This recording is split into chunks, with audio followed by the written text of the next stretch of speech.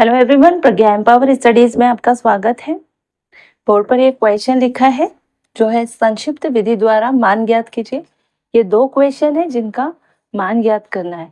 जब इस तरह के क्वेश्चन हो, ये इस तरह के क्वेश्चन कॉम्पिटिटिव एग्जाम में पूछे जाते हैं, रेलवे के एग्जाम में, बैंकिंग के एग्जाम में, है ना। तो उसमें इस तरह से आपको बड़ी संख्याएं दी जाती है और उनका गुणा जोड़ घटाना भाग आपको करना होता है। पर इस तरह के क्वेश्चन का मतलब सिर्फ ये नहीं होता कि आपको इनका बस गुणा करके दे देना है ना। इसमें दिया है संक्षिप्त विधि द्वारा मान ज्ञात कीजिए। और ऑब्जेक्टिव में भी अगर इस तरह के क्वेश्चन आते हैं तो अगर आप इस तरह से 1805 का गुणा करने बैठेंगे तो आपको बहुत समय लगेगा।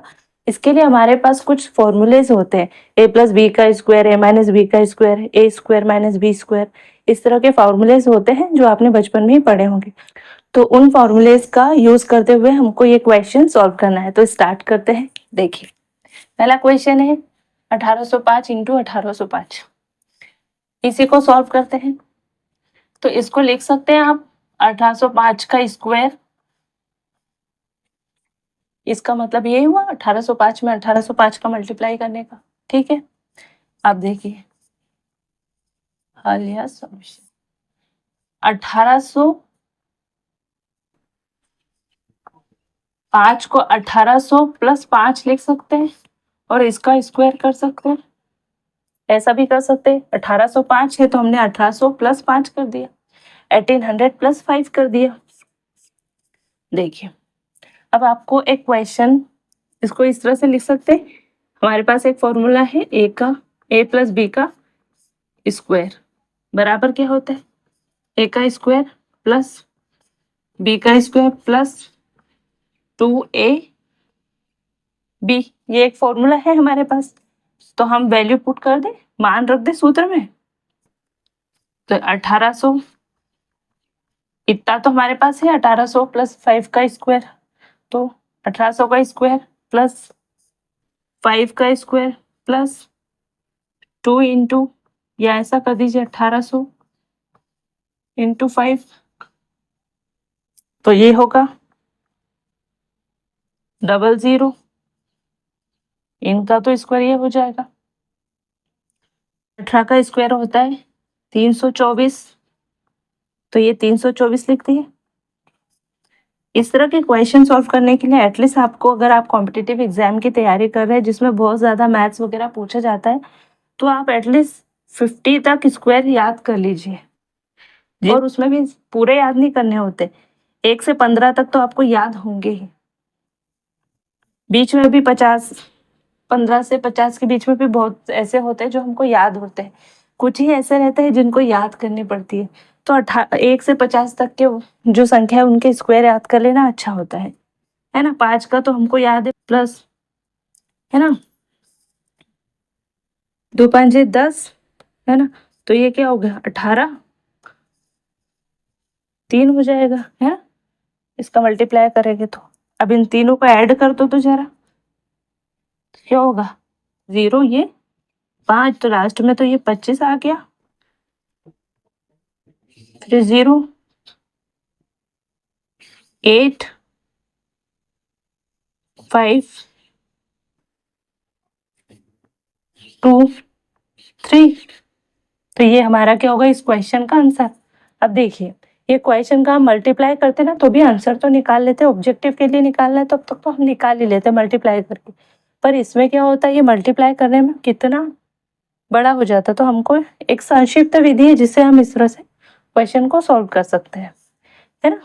तो ये इस तरह के क्वेश्चन में अगर ये आपको क्वेश्चन करने को आता है तब ये क्वेश्चन का मतलब ये होता है कि वो देखना चाहता है कि इस तरह से फॉर्मूले आपको पता है कि नहीं, फॉर्मूले पे वैल्यू आप पुट कर सकते हैं या नहीं, है ना। तो ये क्वेश्चन, इस तरह के क्वेश्चन का मतलब ये होता है, वो आपका ये वाला, ये चेक करना होता है उसे कि ये आपको आता है या नहीं। तो ये फॉर्मूले याद कीजिए, इजी है, ये बचपन में ही हमने सीखे हुए हैं। ठीक है, तो अब हम दूसरा क्वेश्चन सॉल्व करते हैं।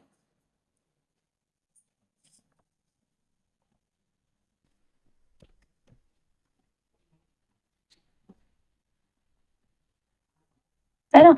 अब दूसरा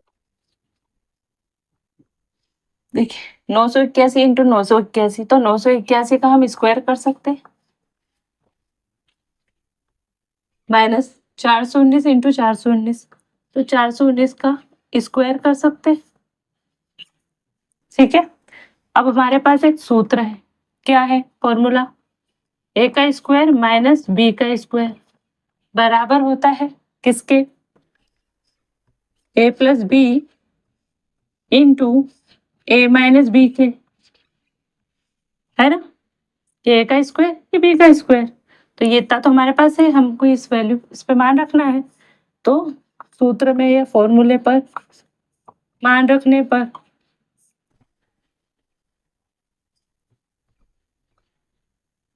क्या होगा, 981 प्लस 419, ठीक है, इंटू 981 माइनस 419,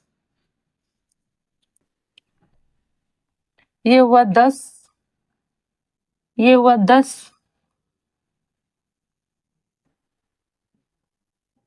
ये हुआ 14, ठीक है, 9 और 1 10, 10 8 और 1 9 और 1 10, फिर ये 13 और 1 14, इंटू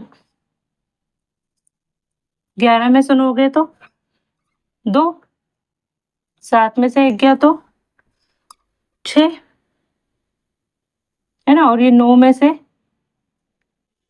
से 4 गए तो 5, इनका मल्टीप्लाई करना है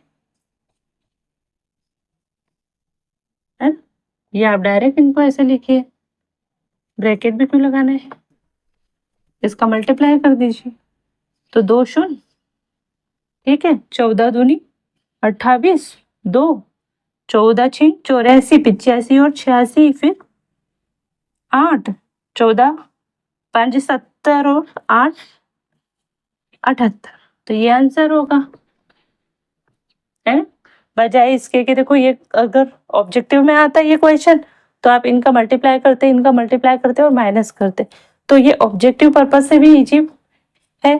और अगर संक्षिप्त विधि द्वारा आपको ज्ञात करना है, जब आपको पूरा क्वेश्चन सॉल्व करना है मेन एग्जाम में, तो इस तरह से आप डायरेक्टली भी इस तरह से आप करेंगे, तो आपका फॉर्मूला क्या बनता है, ये वाला फॉर्मूला आपको याद करना है।